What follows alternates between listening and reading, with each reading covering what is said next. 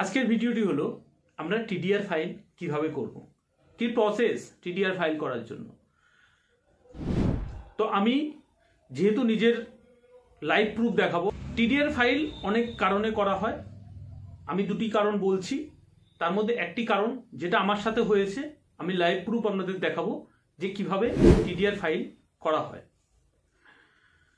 তো প্রথম কারণ হলো যে আপনার যখন ট্রেন লেট হয়, গন্তব্য স্টেশন আপনার যেখান থেকে আপনি ট্রেনে উঠবেন সেখানে আসতে যদি 3 ঘন্টা বা তার বেশি টাইম ট্রেন লেট হয় আসতে, তখন আপনি কিন্তু যদি জার্নি না করেন আপনি কিন্তু টিডিআর ফাইল করতে পারেন।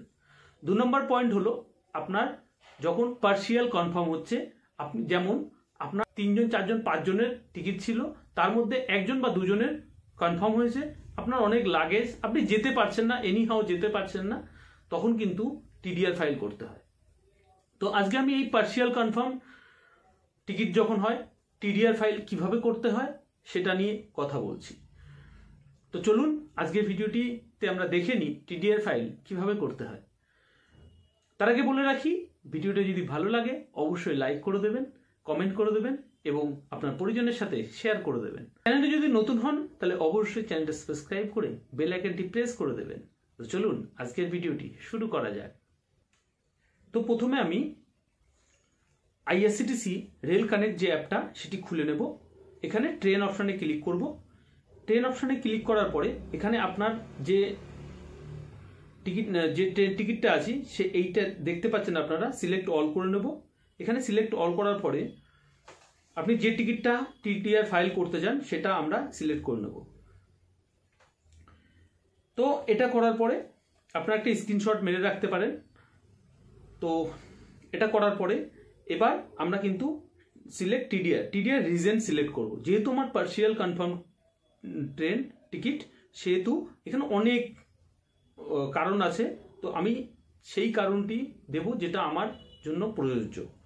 যেমন কি এখানে আপনি দেখতে পাচ্ছেন অনেক অনেক অপশান আছে, তো আপনি আগে অপশানটা পড়ে নেবেন, ভালো করে পড়ে নেবেন, আপনার রিজনটা জেনুইন হওয়ার দরকার অবশ্যই। তো এখানে দেখুন আমি কিন্তু যখন পার্সিয়াল কনফার্ম টিকিট টিডিআর করবেন তখন কিন্তু আপনাকে এইটা ক্লিক করতে হবে, party partially confirm all passengers did not travel. এই পয়েন্টটা কিন্তু আপনারা ক্লিক করবেন। তো এরপরে আপনি এটা যখনই ক্লিক করবেন তারপরে আপনার কিন্তু এরকম একটা টিডিআর রিজন আসবে। টিডিআর রিজনের এখানে এরকম একটা লেখা আসবে, কনফার্মেশন চাইবে, want to file TDR, yes করবেন। এটাতে ইয়েস করার পরে আপনার কিন্তু টিডিআর ফাইল হয়ে গেল।